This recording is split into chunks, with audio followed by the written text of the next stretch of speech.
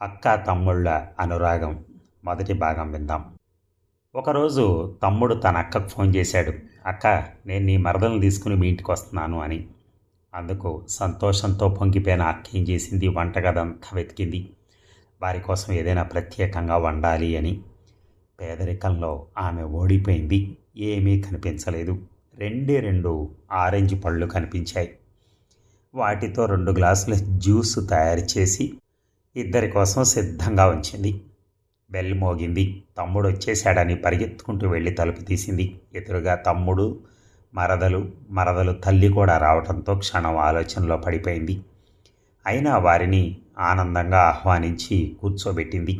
వంటగదిలోకి వెళ్ళింది. 2 గ్లాసుల్లో జ్యూస్ తీసుకుని 1 గ్లాసులో నీళ్లు తెచ్చింది. మరదలు ముందు, ఆమె తల్లి ముందు ఆరెంజ్ జ్యూస్ ఉంచింది. తమ్ముడు ముందు మాత్రం నీళ్ల గ్లాస్ ఉంచింది. తమ్ముడికి 7 అప్ అంటే